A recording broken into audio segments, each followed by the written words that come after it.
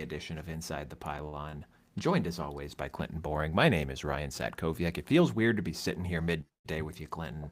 I don't think we've done this since July, maybe. I think we talked to Sam. Wisconsin, no, Sammy midday on a Sunday.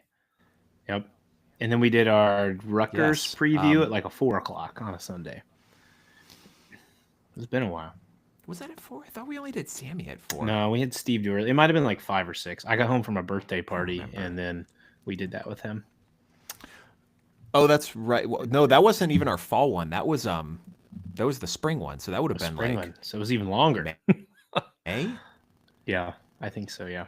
Yeah. This is weird. There's sun outside, and but not for much longer because you know, good times. How are you doing today? Doing good, man. As I put in the tweet, I got the Bengals on, so for some ungodly reason I yell profane language. It's probably because we're trending towards losing again. So, but I'm good. Ohio State survived as a Buckeye fan and try to be neutral podcast host. I don't know how neutral I'll be today. Big win yesterday. Super happy about that. Got to enjoy a birthday party last evening and then come home, just kind of hang out. How are you?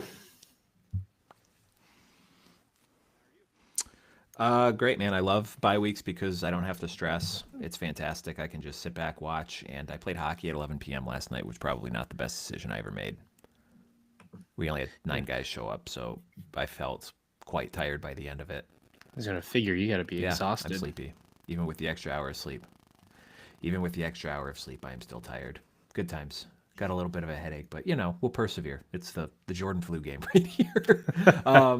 Once again, live on the YouTube. Sorry for the curveball today. Sometimes we'll go live a little earlier, but typically you'll find us 9 p.m. Eastern on Sunday, Monday, and Thursday evening in the YouTube feed. You can always subscribe to the podcast channel at Apple, Spotify, or wherever you get your shows.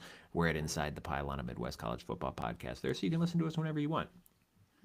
And as always, follow us on Twitter at ITPCFB, where you can interact with the show. We'll send all the links out there, and you can participate in some of these polls we put out, and we'll talk about one here today in a few minutes. After we talk about the big one, Clinton, we had the top 5 matchup of the weekend. Ohio State traveling to Penn State and coming away with a 20-13 victory. And for me, what kind of feels like some same old for Penn State here. The inability to get over the hump in the big game. You have the other narrative of Ryan Day, obviously, against top 5 teams, but Penn State is just not one that he's ever had issues with. He's never lost to Penn State, and that continues. As the resident Ohio State fan, what were kind of your thoughts, feelings, and visions from this game? Well, the offensive line was a big point for me in this game. We talked about it with Matt. We talked about it on the Thursday show. The reshuffling since the Oregon game. They moved Donovan Jackson to left tackle, and then they put Carson Hinsman at left guard, which was kind of the rumor through the week. Hinsman had a ton of starting experience, starting all games at center last year outside of the Missouri game. So I think that helped a ton, right? I mean, you could have went with Austin Sareveld, but limited experience. Go with a guy you've trusted in the past. Center and guard, guys always talk about how that's kind of comparable to an extent, and especially like size-wise. So, they gave up 2 sacks. Abdul Carter is an absolute monster. But for the most part, they kept Will Howard pretty clean. They did a really good job in the run game. Actually, just looked like glass eaters, road graders out there. If you talk about the last drive of the game, Ohio State gets the goal line stand, which is huge. We can talk about that in the second from the Penn State side.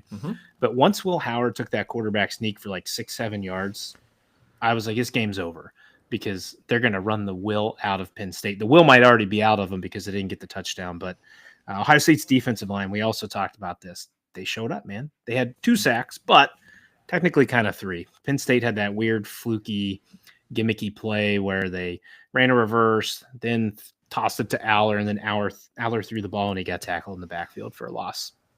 But D-line looked good. I tell you who looked the best. The player of the game for me in this game was Caleb Downs. He shut Tyler Warren down. We talked about this. on Monday who would shadow him. We talked about it again on Thursday. I had said Caleb Downs or maybe Hancock. This was before I knew that Ransom was going to play. So if you filter Ransom back to the safety role, then it would be Downs and Ransom. Downs did great, man. To take their best playmaker away with a team that doesn't have anything on the outside.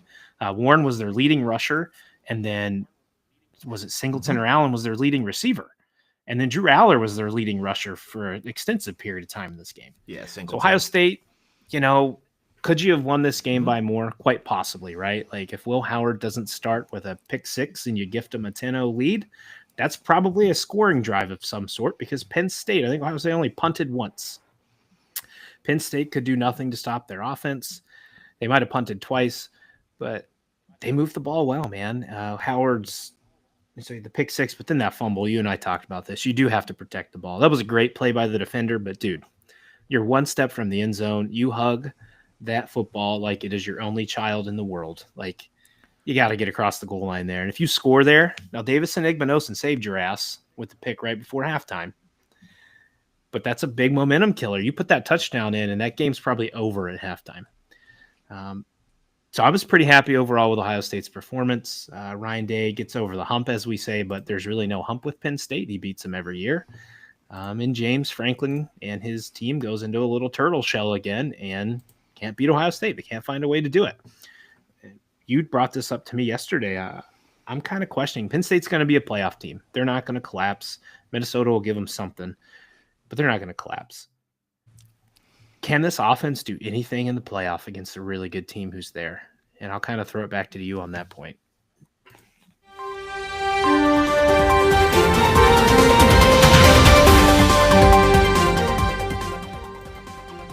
Clinton, we have breaking news. Uh-oh, I don't have an update. What happened? The new AP poll has just dropped. Oh, boy. Oregon remains at number 1. Georgia remains at number 2. Ohio State moves up 1 spot to number 3. Miami up to number 4, Texas to number 5. Penn State only falls 3 spots to number 6. Tennessee at number 7. And the big one, jumping to number 8, your Indiana Hoosiers. The Hoosiers. They jump. Top 10, finally. They 5 jump spots. BYU and Notre Dame, who round out the top 10 here. After that, 11 to 15, we have Alabama, Boise State, SMU making a big jump after their win against Pitt. LSU to 14, Texas A&M falls to 15 after their loss last night. 16 to 20, we have Ole Miss, Iowa State, Army up to 18, Clemson falls to 19, Washington State at 20, and rounding out the last 5 spots of the top 25, we have Colorado at 21, Kansas State at 22, Pitt falls to 23, Vanderbilt at 24, and Louisville checks back in at 25. So, what a play on words there, Ryan. Pitt falls. Pitfalls. You didn't even mean to do that. No, I don't even know what you're talking about. Like a pitfall. Oh, yeah, good call. I would have never guessed that. That was great. But no, and we'll talk about this a little tomorrow. We're going to kind of do a playoff and an early playoff ranking since the committee's dropping their first one tomorrow. I was kind of fascinated. That's on Tuesday, right? They're doing an election night. Yeah, I'm sure everyone's going to be paying attention to the committee ranking. But I was kind of curious to see what would kind of happen with Penn State in regards to either some of the other one-loss teams or even Indiana too, right? And maybe we could talk about this a little bit tomorrow night because Indiana's in an interesting position, and I'm interested to kind of see what the committee does with them because if they're behind a bunch of one-loss teams in the first committee ranking, I think they could be in trouble because that's – I don't really want to spoil the talk. We'll talk about that a little bit tomorrow. But no, man, in regards to Penn State, I feel like we really haven't been paying a ton of attention to them at this point, up to this point in the season, because just they've been beating teams fine. They haven't looked overtly impressive, but they've been taking care of business, which is what all you can ask for them. But my thoughts on them come back to essentially what we talked about the first 4 months of this podcast is they're not a serious outfit on offense. Penn State is what people think Notre Dame is. Everyone talks about Notre Dame oh my God, they can't win the big game, blah, blah, blah, which was true under Brian Kelly, right? And we'll have this conversation here in a second, but the floor and the ceiling for Penn State feels like they're almost at the same exact point where you can trust that Penn State is going to beat everyone on their schedule that they are favored to beat, everyone that they're more talented than they are going to beat them. The issue is when they play someone of equal or more talent, they don't have the coaching acumen to scheme up a victory in those games. Look at last season. They played 3 games of consequence all year against Michigan, Ohio State, and Ole Miss in the bowl game, and they lost all 3. This year, they're going to go 11-1, likely having 0 wins against teams that finished ranked. Like, what are we doing with this team, man? Like, I'm not going to sit here and argue and say that Penn State should not be in the playoff, because if you go 11-1, and your only loss is to currently number 3 by a score when you had the ball at the 5-yard line with a chance to tie it with 5 minutes to go, you probably deserve to be in a 12-team playoff. I don't care to watch Penn State in the playoff, though, because I can tell you what's going to happen. We just watched it for 4 hours, most of which was commercials, but I digress. Oh my God, Fox is atrocious. I swear to God, Fox is the worst. I don't think that that's actually true from like a number standpoint, but I swear to God, every time I looked to that corner on the quad box, the game was in a commercial. Yep. It's unreal how often it feels like those Fox games are in commercials compared to ESPN and CBS. But yep. I mean, the issues for Penn State on offense are the same as they always were. They don't have anyone out wide who can get open. Like, look at the plays that their best plays in this game involve Tyler Warren doing something that you don't normally expect a tight end to do. Like, he gets the 33-yard run to get them down to the 3-yard line there late in the fourth quarter. And then what did they do? They tried the same play 3 times, running it up the middle before trying to pass him the ball on 4th and goal. Where the hell was that on 1st and goal or 2nd and goal when it was moving the ball on offense? And this one, it felt like it was some weird, I don't want to call it like a trick play, but they did something atypical to scheme someone open. And that was the only way it felt like Penn State could move the ball in this one. I don't want to put it on Drew Aller, because I tweeted from our account. He played fine. fine. I was pretty impressed with him in this game. The way that he navigated the pocket on a bum knee, incredibly impressive. The way that he tucked and ran and protected himself by sliding down, impressive game. He does not have any help on this offense out wide. That is not on him. And until Penn State gets someone who can win, make contested catches, can beat guys one-on-one outside, their offensive ceiling is that, not scoring an offensive touchdown against a great... I don't care who they play, anyone that they could possibly play in the... Like, if I asked you right now, Clinton, of teams currently ranked in the top 12, you have to put $1,000 from your savings account on Penn State to beat someone. Who would you feel confident in that's among current top 12 teams that Penn State could beat? The ones you just named, I'd say BYU. I think I could feel confident. BYU? Is that it? Because I don't think they're beating. Who was 11 and 12? Maybe Miami, because 11 and 12 is Alabama and Boise State. I don't think they could beat Alabama. I don't think they could beat Indiana. Boise would be interesting. Boise would be interesting. Maybe Tennessee. Tennessee's not exactly been impressive this season. But you're also naming SEC teams, right? Right. I don't know if they can beat them. But maybe you could squint to see Miami, because Miami couldn't stop a nosebleed on defense. But who does Penn State match up well with among teams that they could feasibly play in the first round of the playoff? I don't know, man. No one. Better find something. No one. Yeah. It's the same thing every year.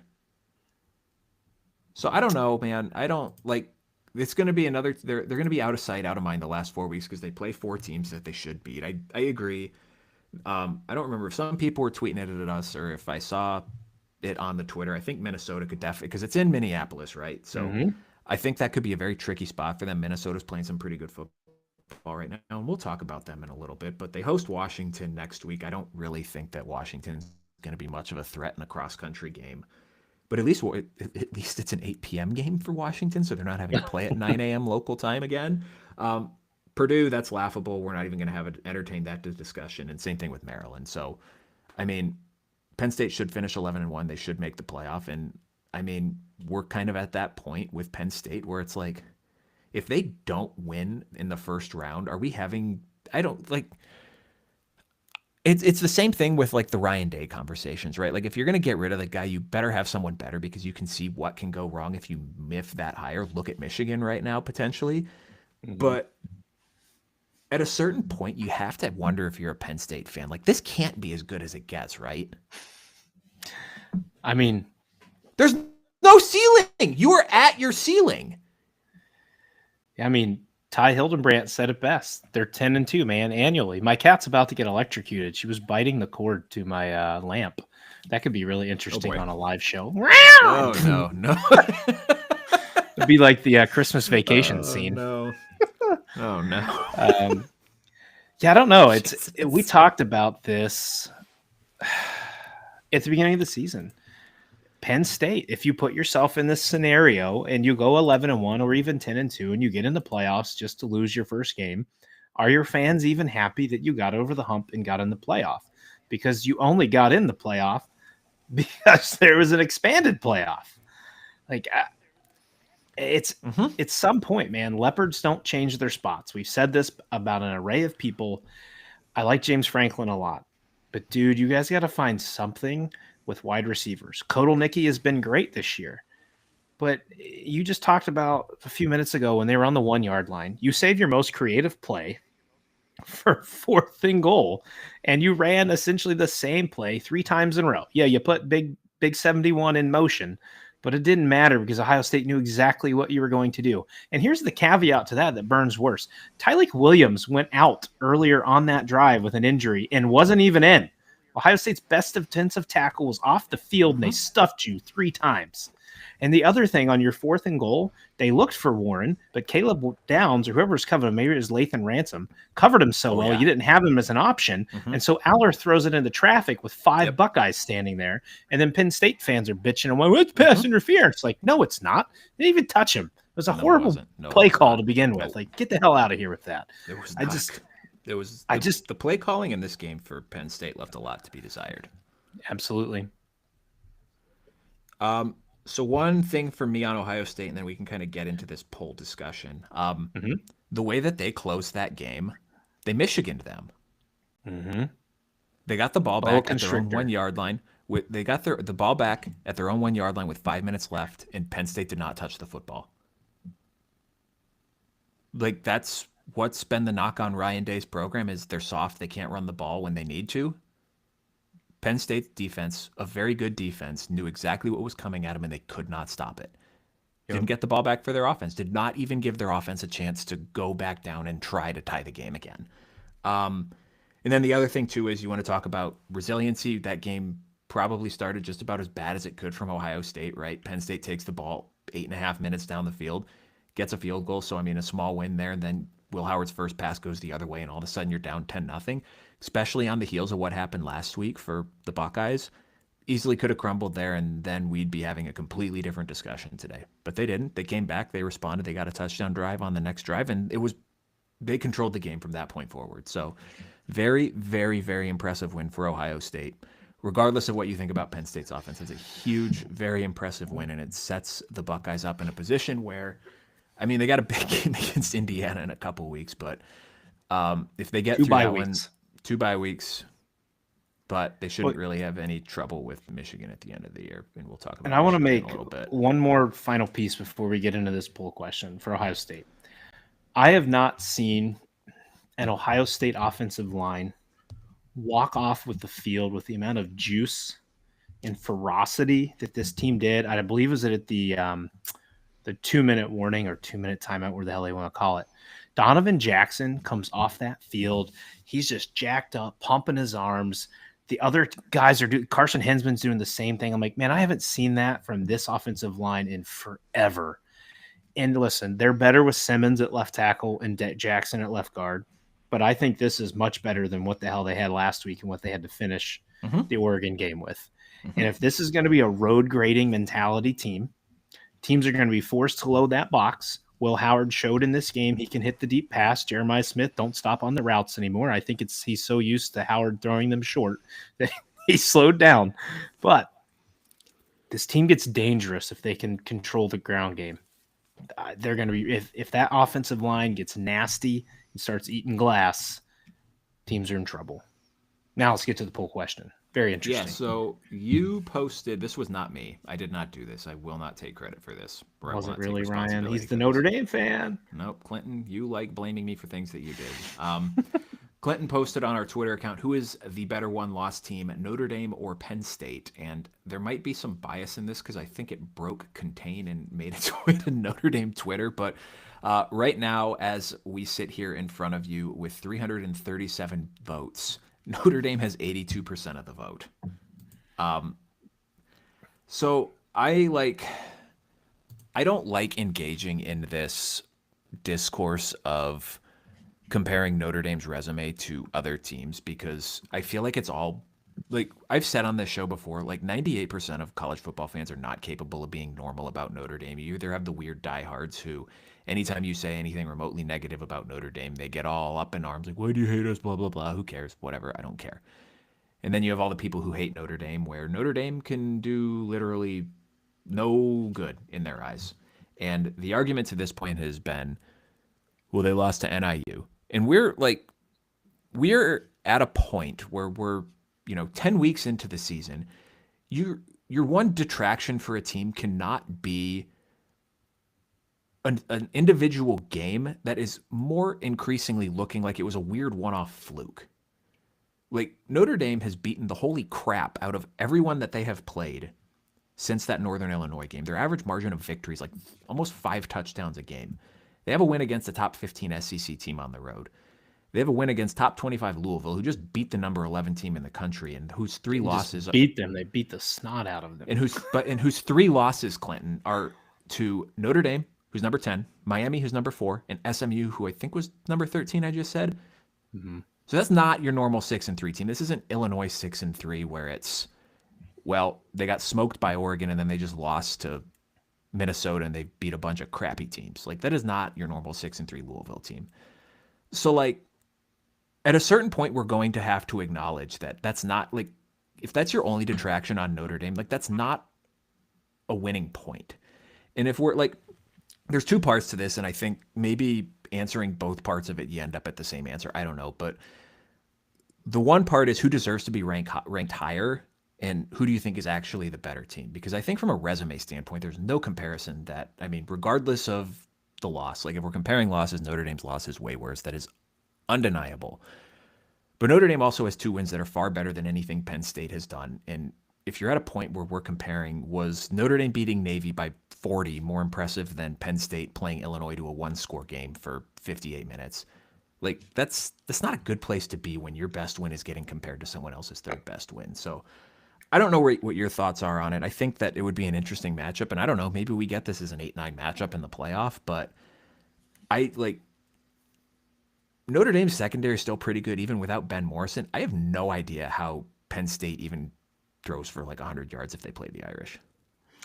So my thought in posting this question was just based off your comment last night about if this game were to happen. So and I think it's a realistic shot. We may get it in the playoff. I think it'd be phenomenal, right? Whether Notre Dame hosts or Penn State hosts, dear God, I hope you'd put it at night. ESPN runs it, so it would be a night game. It depends, because I think for the opening weekend, it's one game's Friday night primetime, but then there's the Saturday slot, it's like 12:45, 3:30 in primetime. So I don't know. Like, it would depend on, I mean, if it was Notre Dame, Penn State, maybe they opt to put that in the Friday or Saturday night primetime compared to like whatever. But yeah. Some of it was just in spite of some comments with teams, and we can debate this tomorrow night, like bringing up if Penn State somehow loses a second game, are they in the playoff? We don't need to hash that, but I think that's great for tomorrow night. Because I think they might even – you're going to be touch and go with depending on how the rest of the season plays, given that you don't have a ranked win to back yourself up on.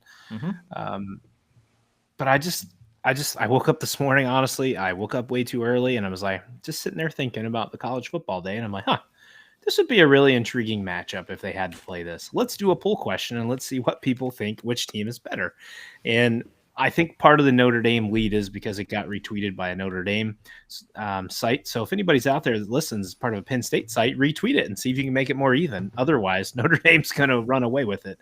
But I think in a speculative matchup right now, I'd probably lean Notre Dame just because of what I've seen from Penn State's offense against Ohio State and Notre Dame's defense. It may not be, I don't know, as good as Ohio State's defense at the top of the level, but they're certainly not far behind. And Penn State would have to match up against that defensive interior for Notre Dame. Their DBs are still good. And then you have to deal with Riley Leonard, who his mobility is a big factor in their offense. Like you struggle with that in the second half when Ohio State made that adjustment and Will Howard started running. He converted some crucial third downs. Riley Leonard's going to run more than that. So yeah, I don't know, man. Like it was a fun one to see. I'm glad people have been interested and have been voting in it. So that's pretty cool. It feels like one of those matchups that whoever ends up being the home team probably wins that game, because what Penn State does well offensively running the ball, it's not that Notre Dame has a bad rush defense, but if there's a way that this defense is gettable, it's defending the run, particularly with some of the weird motions and shifts that Andy Kotelnicki will do. I mean, you're also at a point where Al Golden would have 3 weeks to prepare for that game and get everyone on the same page, and Al Golden is the same guy who put Caleb Williams in a blender last year, so you don't think that he's going to have Drew Aller seeing ghosts out there? Okay. But the other side of that coin, too, is, I mean, Notre Dame's offense has been a lot better than it was the first 2 weeks of the season, but they also have not seen a defense the caliber of Penn State. So it also falls into the question of, is Notre Dame's offense really that much better, or are they just playing worse teams and thus look better? So fascinating conversation, and I mean, it would be a fun matchup, but I mean, absolutely, that's one of those, if you put a gun to my head, said you have to put $1,000 on someone to win this, I would bet Notre Dame on a neutral site and not think twice about it. Yeah, this is what the fun is with the 12-team playoff, right? Like these helmet matchups, Penn State, Notre Dame, like potentially on a home site. Like, oh my gosh, this is why this is so intriguing. Well, sure, now too, and I was listening to a podcast today too. So like Texas A&M loses, they're now a 2-loss team. And we've been talking, or not we, because we're not an SEC podcast, but people have been talking about them against Texas on Thanksgiving weekend and where that falls into the SEC pantheon. But you're looking at both of those teams, like Texas's resume is not very good. Texas A&M, I mean, they have the win against LSU, but being a 2-loss team, like you probably can't withstand another loss and still make the playoff. Like if both teams win out going into that game, that's going to be a playoff elimination game. Whereas a year ago, it's just kind of a game that people are thinking about. Maybe it has SEC championship game aspirations, but outside of like the rivalry aspect of it, it's not something that would really register nationally. So same thing. I mean, that's the nice part about the 12-team playoff is we get some matchups in October, late October, and throughout November that more or less serve as like, playoff elimination matchups. And for like teams outside the top 5. Like we were concerned about a couple of times in the 4, right? Like those semifinal games were blowouts. That may happen this year, but at least the entry-level games you get, like Notre Dame, Penn State's a great matchup. Texas, Penn State, Texas, Notre Dame, whatever it is, look at those matchups that you never had before. I would much rather watch that in meaningful football early December than watch the Cheez-It Tomato Bowl between Arizona State and Furman. Like, I don't want to watch that. I want meaningful football. I think it's better for the sport. It helps these teams in recruiting. Penn State, if you know what, you struggle this year, maybe you're borderline for that next top receiver like a Julian Fleming. I'm not saying it is Julian Fleming, but he was the top kid in Pennsylvania. Maybe that helps you land him so you can actually be explosive on offense. Like, well, and I don't know. And it's nice too, right? Because I just don't like I get the beauty of college football for a lot of people is the schadenfreude where you're looking at your rival saying, haha, you lost, you're not going to make the playoff. But like last year, if you're a Penn State fan and you lose this game, it's like, who gives a shit about the last 4 weeks because we're not making the playoff. The Penn State season still has meaning, and I didn't like the aspect of the sport where it's like you could go 11-1 and your season was more or less meaningless because the playoff only was for 4 teams. It's kind of stupid, and that's just not the best way to decide a champion. And you know what? If it means that, Ohio State loses to Indiana and goes 10-2 and they get in as the 11 seed and then they boat race their way to the final, whatever, they still proved it on the field. Yeah, that's the thing, right? People bitched when the year Ohio State got in as a 4 seed and they won the Natty. Like, all you have to do is prove it. Proving it shuts everybody up. Hey, no one can sit there and say, you didn't belong being in. Nick Saban did it with Bama the 1 year. Like, you can say it until they go out and prove it. Maybe they had a bad day. Maybe the other team had a really great day. That doesn't mean the team is bad. But it'll be fun to talk about that tomorrow night. And it's fascinating too, because we just don't have a team this year that is an unstoppable juggernaut sitting at the end of the road where it's like, wow, these No one's beating these guys, which is a nice little segue to the next topic of conversation here, Quack Clinton. quack. Oregon 38, Michigan 17. I would argue that if we're trying to look for a team that fits that description, I think Oregon would be the closest because they had their issues at the beginning of the season. Their first couple weeks did not look great. But ever since then, they've turned it on. And this game was no exception. Got a little dicey in the first quarter. So Tez Johnson leaves this game. I think it was like the third or fourth play from scrimmage. He caught a swing pass, got landed on it. Looked like an AC separation. He was in a sling on the sidelines after and did not play after that, which could be a pretty big long-term thing if he's out. As far as range of motion, right? Like for PTs here, needs to be up and above for a wide receiver, and that's going to be pretty hard to do if you have an AC joint separation. And now, I mean, it's kind of one of those things that if we're looking at the rest of Oregon's regular season schedule, it probably does not matter a ton because, one, they have one in the chamber they can lose, and it doesn't really matter, right? But they play Oregon next week. They're at Wisconsin the following week, which I think the only thing difficult about that game is just the time factor that we've talked about ad nauseum because Wisconsin looks bad again. Then they have a bye week before finishing the season against Washington, and then the week after that would be the Big Ten title game. So, in theory, they have about 4 weeks to get Tez Johnson healthy before they would actually probably need him all that much. But Oregon scored early in this one. Michigan's first two drives, I don't remember if they were exactly 3-and-out, but it was 2 punts. They got a muffed punt because Tez Johnson, their normal punt returner, wasn't back there, and they made it 7-0. So a little bit of game pressure early, but I mean, it was 28-10 at halftime. There was a little bit made in this game about Oregon not being a great third quarter team, and I think Jenny Dell asked Dan Lanning at the halftime interview, you said you're not good at in the third quarter, and he said, I never said that. It's an opportunity for us. And then they proceeded to not do anything in the third quarter against Michigan. Oregon got a window dressing touchdown with about 20 seconds left to cover the spread. Thank you. Lock of the week cashes on that one. Good for me. But it's just one of those games, man. It's like they took care of business, and on the Michigan side of things, Davis Warren was a little bit better, but not so much that you think that it changes their ceiling for the rest of the season, having to play, I think it was Northwestern sandwiched between Indiana and Ohio State. Like, they're probably going to finish 6-6, which is horrendous after last season. I don't understand what the point of the Alex Orji package is because it's telegraphed and they do the same thing every single time. And I don't know what to make of Michigan anymore, Clinton. They're just kind of bad. Yeah, I mean, if you look at the box score, big second quarter for Oregon. Opened it up. The Ducks, though, in the first half, 304 yards of offense. However, only 166 in the second half. You talked about that third quarter. Oregon is going to need to not have a third quarter lull. Maybe not right now, but in the Big Ten title or in the playoff, they're going to need to be able to score and do something in the third quarter. Because you saw it with the Georgia-Bama game. Everybody in the world thought Bama had Georgia put away, and what do they come out and do? They light it up in the third quarter. And if you do something like that, you're going to lose a game. Now, that's not saying Georgia's world beater because they look pretty questionable against Florida last night with a third-string quarterback, mind you. Clinton, do you know where that third-string quarterback went to college before Florida? Yale, and he never played. Yeah, they bought it a bunch. They brought that one up a bunch of times. Like, my gosh. Losing Johnson's huge. You have playmakers everywhere with Rashawn Holden and Evan Stewart. Holden finished the game with 6 catches, 149 yards. So as long as he avoids spitting on the opposing player, Holden should be fine.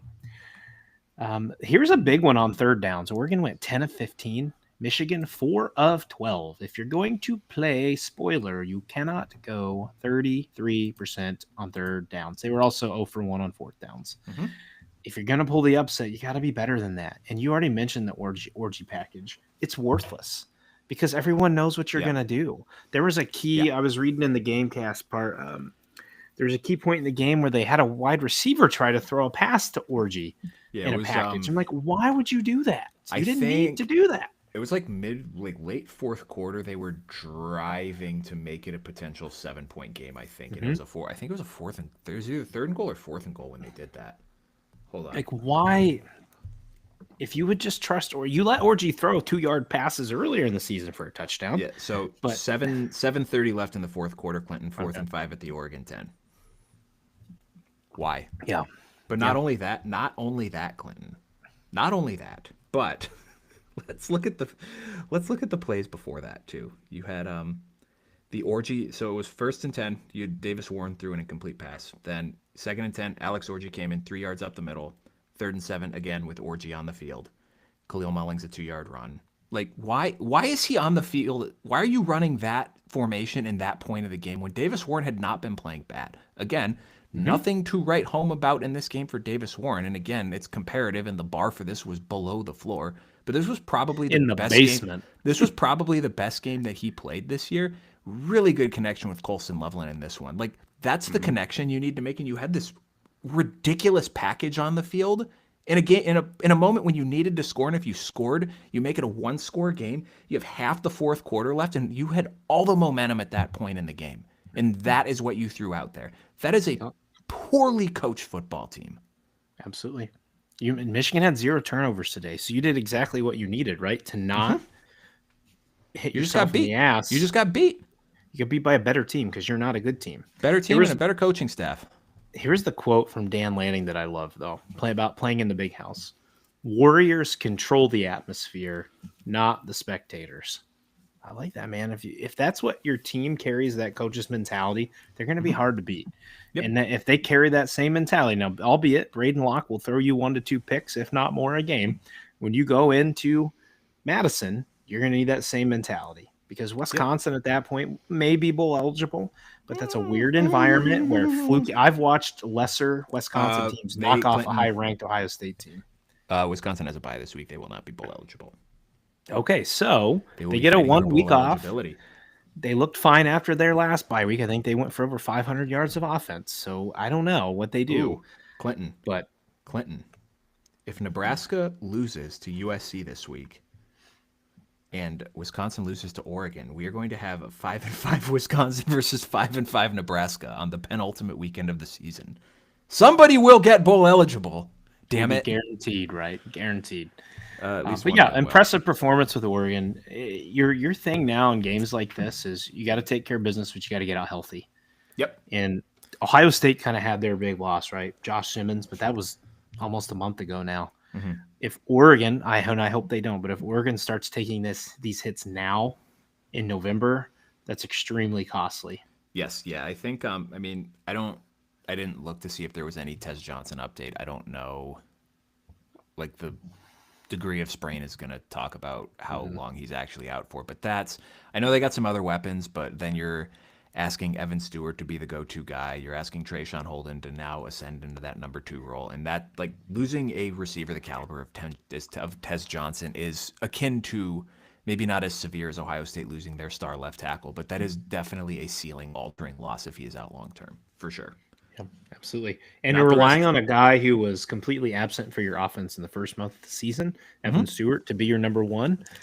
Bit risky, right? Their run game continues to do well, though. Whittington and James are a really nice combo, so they can maybe lean on that. Gabriel's legs to be effective, but we'll see.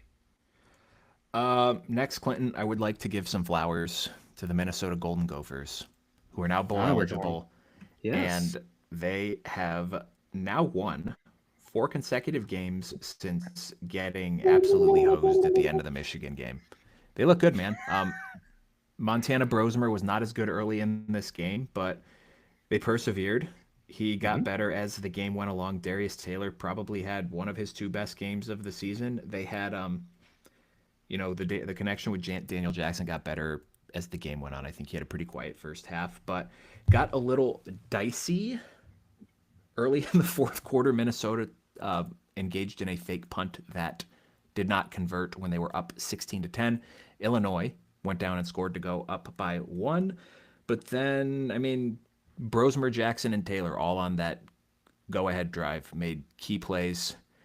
And then the Minnesota defense down the stretch, they stepped up. They got a turnover on downs, which led to the field goal to make it an 8-point game. And then with Illinois driving to potentially tie the game late, Ja Joyner with the strip sack of Luke Altmaier to seal this game. So really good game for The Gophers in this one, again, Darius Taylor's probably best game since USC, and they had no turnovers in this one. So talking about taking care of the things that you need to be able to beat a good team on the road, they did all of those things. So kudos to the Gophers.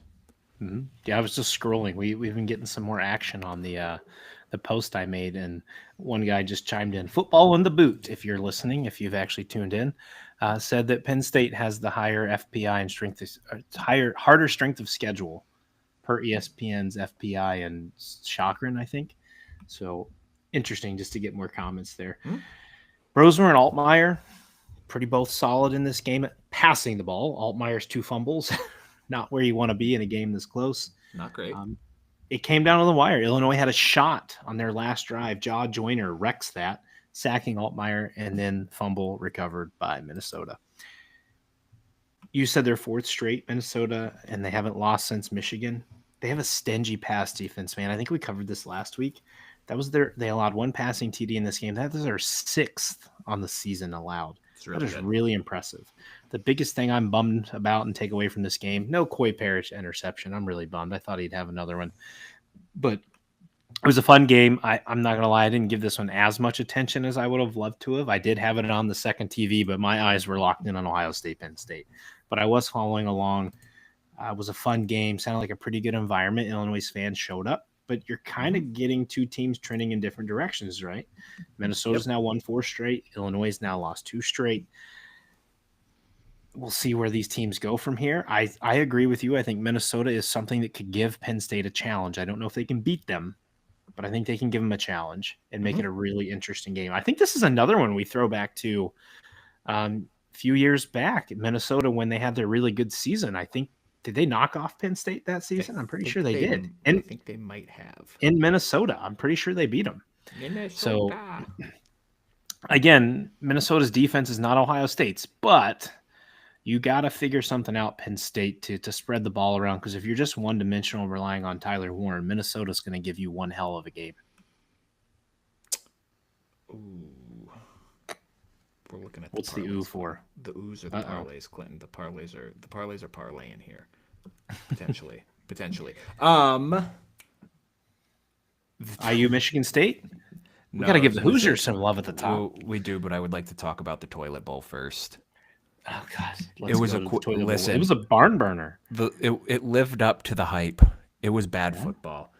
Northwestern 26, Purdue 20. Purdue rallied late and then had an absolutely atrocious overtime sequence, failing to convert on a 4th and 6. Why you even went for it, I don't know. Well, because they knew that if they did not win this game, they weren't winning again the rest of the year. After the failed 4th down conversion, Northwestern took a dead ball personal foul penalty, so started overtime at the 40 instead of the 25 and proceeded to score a touchdown in 2 plays. 22-yard touchdown catch. Yes, Joseph Hyman. He had a great game today, led them. I think it's like about 75 yards rushing. Northwestern was without Wirtz, and I think Covey got hurt in this game, so 2 of their top weapons out wide did not play. Jack Lausch was a lot better. He got benched for like half a second. They put Helinski in. He was 2 of 5 for like 50 yards and threw a pick, and then Jack Lausch came in. He actually played okay. Didn't they both? They both threw for about 250 apiece, I believe. No, Card and Card did. Card and Lausch. Yeah, Card probably had his best game passing of the season. But God, dude, Purdue. I think like after the game, Ryan Walters said something about like, oh, we're all frustrated, but I'm telling the guys in the locker room we're so close. And I don't know what they're close to because maybe not winning a single Big Ten game. Because you finished, Purdue has 4 games left. 3 of those teams are currently ranked in the top 8. Ohio State, Penn State, and Indiana. The Hoosiers. With Michigan State mixed in. So it is a very realistic chance that there will be a 1-11 Big Ten team and not the one that we thought, Clinton. So just gonna say here in that little fun game show thing we did for guessing the lines early in the year, Clinton said under 2, and that motherfucking thing said like 4.5. That's right. Trust me, guys. Trust me. We all took the under. We both took the under. So good for us. Absolute booty cheek team. Northwestern, their win total was 4.5 preseason. We both said over. They are 4-5 now. They finished the season with Ohio State, Michigan, and Illinois. So I feel like bowl eligibility is still going to be a bit of a tall ask. I don't think that they have the horses to beat. I think they can get the 5 though. I think they can beat Illinois. I mean, beat Michigan. Depends on which team goes up. Realistically, if they could beat Michigan, I would not bet on it at all, but it could happen. But is that another game that's at Wrigley? No, it's at the Big House. Okay, I don't know then. Listen, I don't know, man. Like, because Michigan now 5-4. They play Indiana next, so I mean, depending on what happens in that game, they could be 5-5 coming off getting their doors kicked in. Team might check out. Well, it is off a bye week. It's off a bye week, but then a quintessential look-ahead spot with Ohio State on the docket afterwards. So who knows, but there is an outside chance Northwestern gets to bowl eligibility. So good for them, because after the last couple of weeks, that was not looking likely at all. But yes, we can move on now. IU, Indiana, 47, Michigan State 10. It looked precarious for a hot second, Clinton. The Hoosiers went down 10-0 in the first quarter.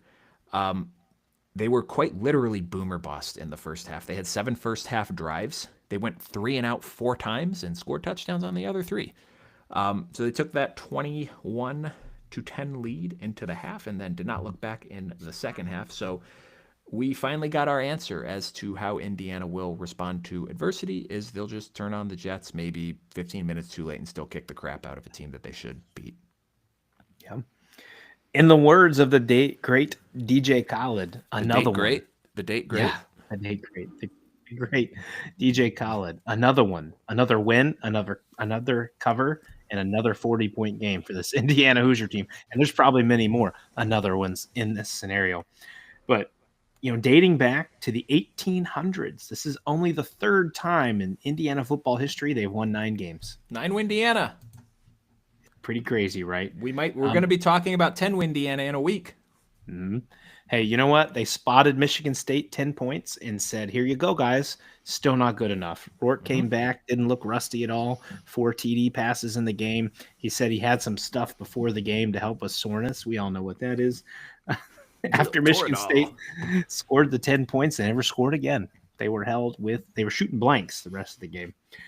It was a mellow run game day for Indiana. They only had 129 yards total, but they did have 2 TDs. It was pretty diverse between the backs as well. I don't know if anybody broke 40 on the game. Justice Allison was their leading rusher, 9 carries for 32 yards. Yep, so they were very spaced out. D'Angelo Pons, the playmaker, another big play in this game. He blocked a punt, which was then a safety. So huge for those guys. Yep. And then Indiana showing why they are ranked 5th in total defense in the country. They had 7 sacks, 15 TFLs, forced Childs into 2 picks, and they held Michigan State, sacks removed, to 31 yards rushing. With sacks in, I think they had I text you, -62 or something like that. Oh my God. -36. Michigan, 36. including sacks, Michigan averaged -1.1 yards per carry in this game. Yeah. Horrendous. That's absurd. That's like kind of a mixed bag on Childs. 25 stats. Yeah. 2 INTs. He got hurt in the 3rd quarter, had to come out. Game was over at that point. Here's the story for Michigan State this year. And this is about the only Michigan State piece I have out of this one after a really nice win last week. Turnovers. They have 18 total turnovers this year. You know how many team touchdowns they have, Ryan? Not 18. 17. You have more turnovers than you do total team touchdowns. Not great, Bob. That is horrific. That is, I don't know how you're getting to bowl eligibility. What are they? They have 4 wins or 5 wins? They are 4-5. They have Illinois, Purdue, and Rutgers to finish up, however. So they should get to 6. You should be able to beat Purdue and you should be able to beat Rutgers. And you might snip Illinois. You might get to 7. Good. We both call the over on them? On Michigan State? Wasn't it 4.5? No, it was 5, and we both said push. Oh, we pushed them. Okay. So we're close. We are close. At least getting a push there. I'm very much looking forward to revisiting that document at the end of the year because it'll be fun. It's going to be fun. I think we're going to look kind of smart on some. We're going to have plenty of time, because there won't be as many games to talk about once we get to the playoffs. I mean, realistically, we can talk about a lot of the games at that point, but listen, right now you're staring at 3 Big Ten teams in right now, maybe 4, depending on how the year shakes out. We'll see what happens. Who's the 4th? It would be Ohio State, Penn State, Oregon, Indiana. If Indiana is 11-1. Yeah.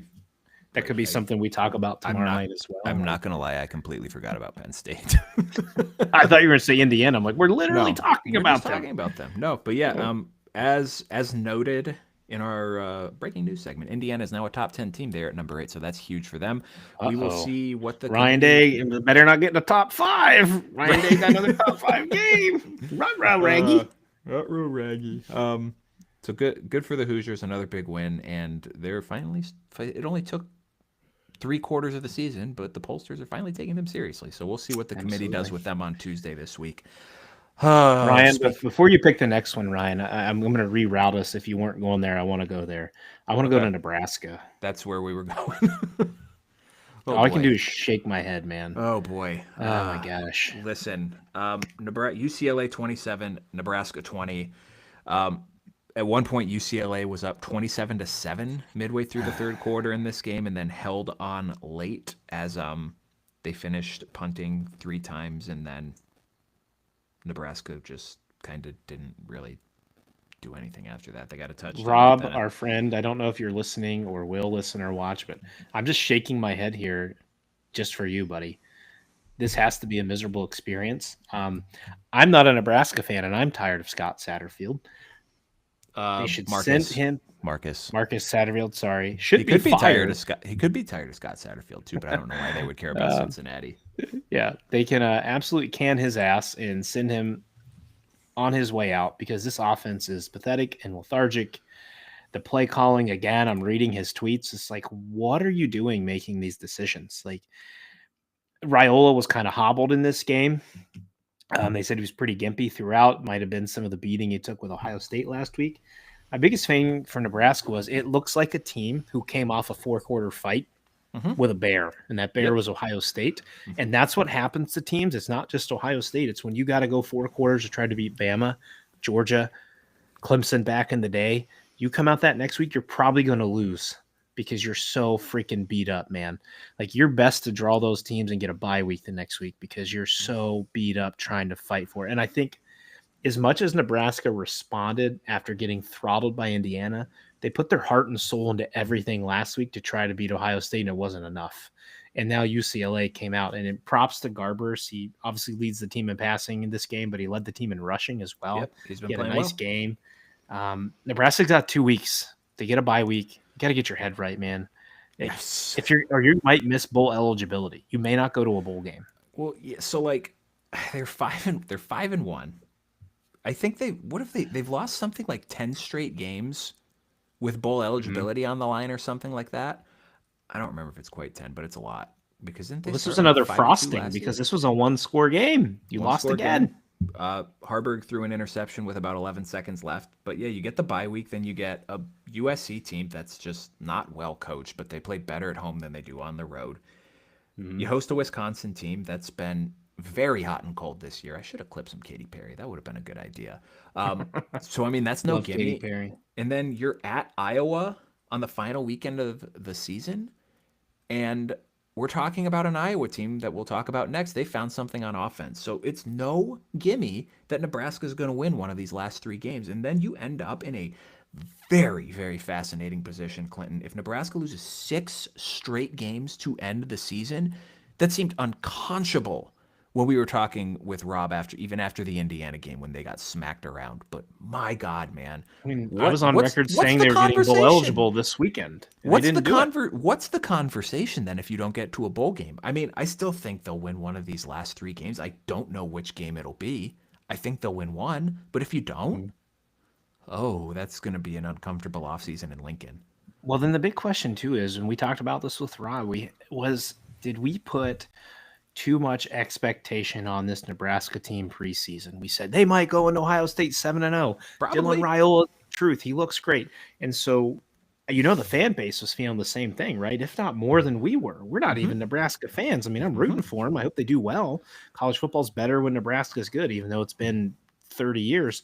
But like, did we put too much on them? And now it looks like they're having this steep fall from expectations when really this year maybe was 6-7 wins. Maybe that should have been the expectation. First goal, get bowl eligible, and then go from there. And right now you're fighting for that because if you go 5-7, man, I can't imagine what That's the not vibe's going to be no, around the because Huskers, right? that's not progress then. No, That's the like same spot as you were last year. people were calling for, um, why am I blanking on his name? Matt Rule to be fired. I'm like, listen, if Matt Rule gets fired, you can watch Dylan Raiola walk right out that door No, somewhere you else. can't. Because it's like this isn't the. I mean, Nebraska's not Auburn or these SEC programs that have tasted a modicum of success the last 10 years, like just real flash in the pan type stuff, and their Mm-hmm. boosters have been chasing it ever since, where it's like, oh well, you get 2 years, and if you don't show improvement, then you're out. Like that's not how you run a program. Like when Yep. you've been this for so long, you got to give the guy time to build it up. Like you have to take the lumps that are going to come along the way and trust that it's going to get better. Now, if we're looking this time next year and we're having the same conversation, maybe okay, he's not the right guy. But Mm. year two, we can't be having this conversation about Nebraska, or Nebraska decision makers could not be having that conversation at this point, because like it's already a hard job. Like you're not near fertile recruiting ground, and if you're gonna show that like we're not gonna give you time to build this up, why would any coach worth a shit want to go there? Absolutely. It doesn't matter how much your boosters pack. No. If you're not going to give a guy time and a chance when he has the quarterback, you need better offensive line play. You need some better skill players on the outside. And damn it, I'm going to argue you might need some better skill players in the backfield. That's what the transfer portal's for. No, because Nebraska still they cannot run the football. It's laughable how bad they are at running the football. In this game against that UCLA defense, they ran the ball 38 times, 113 yards. That is 3 yards a carry. Yep. That's awful. Horrendous. That is bad. Mm-hmm. So they'll be a fun one to follow the rest of the year, and good for us. We don't cheer for them because it sounds like an aneurysm waiting to happen. Iowa 42, Wisconsin 10, Clinton, Caleb Johnson. Rolling, rolling, rolling, rolling, keep rolling, rolling, rolling, rolling. 24 carries, 135 yards, 3 touchdowns. As a team, Iowa ran the ball 53 times for 330 yards and 5 touchdowns. They grounded and pounded this Wisconsin team into a fine 92% lean roast ground beef. Is Iowa turf or grass? I have no idea. Well, I'm pretty sure it's turf. So they grounded and pounded them into turf turds. It's exactly what that was. Like, my God, Wisconsin, where are we going with this? But yeah, Caleb Johnson's the man. This goes right into my fantasy weekend of college fantasy. Kyron Drones late out for Virginia Tech cost me my second quarterback. But Caleb Johnson says, my brother, I got you. I'm going to give you another 3 TD game. LaQuint Allen, I'm going to put up 38 for you. And then, how dare I forget my other guy? But, Phil Maffa, we're going to lose, buddy. But damn it, I'm going to get you 3 TDs. And one of them is we're running down the field with 2 minutes left, and we're still handing the ball off, trying to make a comeback. Still do good for you. So Caleb Johnson's a monster, dude. If it wasn't for Ashton Genty, I think he'd be the most talked about running back in college football. Yeah, I honestly also think there's so many good running backs this year in college football, just not the Big Ten, but college football in general. It's fun to watch as a guy who loves ground and pound style ball. Badgers only 261 yards of offense in this one. Their offensive, I don't know what you want to call it, climax is clearly dying down now. Jesus Christ. They 261 in this one. And, a few games ago, we were talking about how they've had a run of over 500 yards of offense, and that's a no-go now. Locke, death taxes and Locke turning the ball over. 2 more picks in this game, right? Like, buddy, if you want your team to have a chance, you can't do that. You cannot do that. Like, your pick 6 last week might have damn near cost you the upset. The Hawkeyes, this is the largest win for Iowa in the rivalry since a 41-0 win in 1996. The Hawkeyes also became bowl eligible with this game, and that is the 23rd time in the past 24 seasons. Ryan and I talk pre-show. If you are looking for the most consistent coach in America, it is Kirk Ferentz, my friends. Kirk Ferentz. So preseason win total for Iowa Clinton was 8. We both said over. They technically could still go 9-3. They got UCLA, who's spunky. Don't overlook the Bruins. You got Maryland. not really spunky. And Nebraska, who I is think that's becoming 3-0 spunky. right there, Ryan. Could be 3-0, man. So Iowa, you're not going to be a playoff dark horse like we thought, but still have the opportunity to have a pretty good season. They certainly seem to have found something with Brendan Sullivan at quarterback. He was not particularly robust with the passing in this one. Only 7 of 10. I mean, only 7 of 10. That's still a game. He only threw 10 passes, but he completed 7 of them for 93 yards and a touchdown. But 9 carries, 58 yards, another score. I think the dual threat that he gives is a lot more conducive to what Tim Lester wants to do offensively. What's going on over there? I think my wife's. We've been putting up some board and batten, so I think My she wife. was closing the paint. So hopefully, no more hammer sounds. It's hammer time, to quote MC Hammer. Actually, she was coming. She was hitting me, guys. You couldn't see it. She was hitting me. It was not I nice. thought she was like trying to break into the basement or something. I'm like, spousal abuse on air, honey. Come on. That'd be wild. So good win for Iowa, and I'm kind of fascinated to watch them the last 3 weeks to see if they can kind of carry this offensive performance over. You know what, Ryan? It's not the last 3 weeks. I'm always intrigued to watch Iowa because, hot damn, they've scored over 40 like 3 or 4 times this year. Listen, and in years past, I was tuning in just to see how little amount they could score and win a game. They have been covering the over-under of their games by themselves, and it's been very profitable betting the Iowa over for me. So thank you, Kirk Ferentz, for allowing your team to score points. Buddy. Up next, Clinton, Washington 26, USC 21. My God, USC cannot win on the road. Yes, that's Lincoln Riley's ass cheeks because they're on fire right now. Smells like bacon. He's USC, hotter than a cayenne pepper right now, buddy. Oof. USC once again. I mean, it was a 1-point fourth quarter lead, so let's not. But they still were leading in the fourth. They blew another fourth quarter game again for the 5th time this year. So, Washington's touchdown drive started with, well, it barely got into the fourth quarter. It was barely blowing a fourth quarter lead. Let's be completely fair because they scored a minute into the fourth quarter. But USC had 2 drives in the fourth quarter with a chance to win.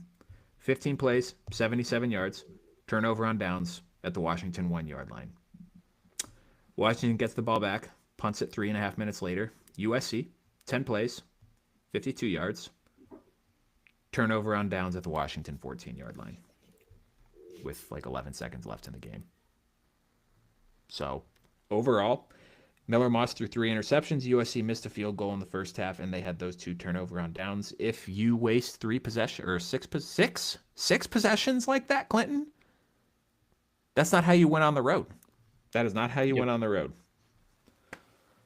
That's all. I'm going to be really annoyed when I watch Notre Dame struggle to move the ball against USC because they play like ass in LA all the time. But it's just like they have to be the most maddening team. I could not imagine being a USC fan and watching this team because like they'll start slow and then play well for points of the game, and they look really good in points in the game. And then they look completely inept in other points. They can't close a game out. You've lost 5 Big Ten games this year. You were going to come in and dominate the Big Ten, and you've lost 5 Big Ten games, and you have the opportunity to lose 2 more? The only thing they're dominating is the bottom of the Big Ten. And I mean, as far as record-wise, sitting there. Like, Clinton, there is a chance that your Rutgers has been ass this year, and there's still a chance that they could finish higher than USC in the Big Ten standings. It's just like watching a slow death, right? And yet we called it. We said it was going to happen. We talked about the speculation. This is like 3 weeks in a row talking about this on this podcast. Maybe 3 out of 4 because then we didn't bring it up when USC beat Rutgers. But all these USC fans are so overly confident. I saw a tweet out that got retweeted because of this, and it said Michigan and USC will be the top 2 teams by the end of the Big Ten season. Well, they're 2 of the mid to bottom teams in the Big Ten. They both and the season's suck. Almost over. They both suck. I'm not going to lie. ITP CFB called both of them. Just going to wave my hand here. You know what? You called it more than I did. I said Ryan didn't because Ryan said over for Michigan. I said under for Michigan. I called under Michigan. for Michigan.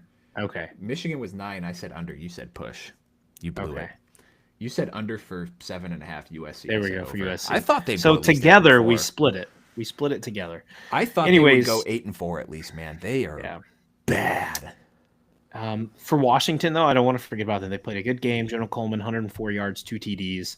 Looking ahead, can this team knock off one or both Penn State and Oregon? Oregon's going to be tough because Oregon's on a bye week. Oregon, if they haven't lost to that point, one loss, I don't know if it would do them in. I don't know how a tiebreaker would work between Oregon and Penn State because Ohio State would obviously get the head-to-head against Penn State, and then Oregon would get the head-to-head against Ohio State. So then you get to some weird record of Big Ten opponents, and it's just like a weird math problem. Certainly, Oregon's not going to lose though. Anyways, though, can Washington knock one of them off? I don't know. They're a tough team to play. Whiteout's going to be a whole different environment for Washington though, but it is on the cock, so who knows what'll happen. Well, the issue for Washington is both of those games are on the road, and I don't know that they've been a particularly great road team this year. They have not looked good with time travel. They have not. My biggest question for this, Miller Moss, 50 passes in this game. Woody Marks, another phenomenal performance. Just give the kid the ball. That's all you need to do. Just give the kid the ball. He does everything for you. My question is getting to it now. Is Lincoln Riley getting fired? Is he done? Like, as far as he's just mentally checked out, like doesn't give a shit. His buyout's huge, so he's getting paid regardless, or he can run it back. Like, is he gonna take a deal just to be done with this and go be an OC somewhere? I don't know, but this is pathetic, man. We thought USC at the beginning of the year after the LSU win that this team was better. This team might be worse than last year. Like, literally might be worse than a defense who couldn't tackle a fucking toddler running with a football. And it's one of those things, too, that, like, looking at this team preseason, they had a difficult schedule, and that was part of it. Like, I thought that they would, be better, but I thought that their ceiling was 8-4. Yeah. Like, I thought that would, or maybe 9-3. I thought their absolute ceiling was 9-3, that maybe they would get one of those games against the 4 big dogs. And, I mean, to their credit, I guess, I mean, that's the only thing that you can say about them is they almost beat Michigan and they almost beat Penn State. But Michigan sucks now. You beat LSU and you've completely thrown away all goodwill from that game. You're not even losing to great teams. You've lost to probably the worst Michigan team since. I'd say this Michigan team might be worse than the COVID team. I don't know. Did not follow Michigan that closely in 2020. That was a pretty bad team. It was okay, but there was some. But I feel like that year just. There's some weird extenuating circumstances with obviously everything that was going on outside of football. So can it be excused? Maybe. I mean, I guess that season almost did get Harbaugh fired, but you lost to Minnesota. Decent team. They've been playing a lot better, but at the time did not look great. You lost to Penn State. Top 5 team. You lost to Maryland. They stink. You lost to Washington, who's fine, but is probably going to finish 6-6. You're not even losing to good teams. Yeah. And now you're sitting here and you got to play Nebraska, who, I mean, I feel like you get a bye week, so you can kind of like reorganize and catch a beat here. I feel like if they lose to Nebraska, that might be it. Nail in the coffin. Because, I mean, in theory, you can still finish your season beating UCLA and Notre Dame to make a bowl game, but like, would you bet on it? No. I wouldn't. If you lose to Nebraska, you're probably looking at 5-7 at best, maybe even 4-8. And if you thought that rock bottom was last year and then you do worse this year, how do you like reconcile that as a decision maker at USC, who, by the way, the athletic director who hired him, I believe, is no longer there. It's a different athletic director now. Yep. Maybe. So he's not tied to you. I don't know, man. It's just, I don't know where this goes. He's not recruiting California well. Their recruiting class is fine this year. I think they're top 10 right now. I have not looked at the rankings in a minute, but it's just like, I just don't know what there is to be excited about as a USC fan, because it's not even like you're looking at a guy at quarterback who's like, oh, well, at least we got the 5-star freshman playing where, you know, well, we can at least see the future, because like, I think Miller Moss has maybe 1 year of eligibility left, and I mean, he's been fine, but he's not. Take a look at Jade Maeva at this point. I guess, but. Hey, Ryan, you want to hit that breaking news sound again? Oh, hold on. I got to find it. Oh, it's so far up here. I wasn't prepared for this. So far away. Well, I have that in here somewhere too. Oh my gosh, I can't read. I wish this would. Yeah, play the Jeopardy sound for me too while I try to find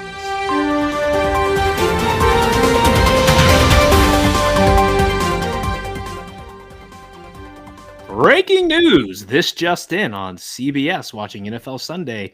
Gary Danielson and Brad Nessler will suffer and get a third straight Michigan game as Michigan goes to Indiana for 3:30 on this week's game.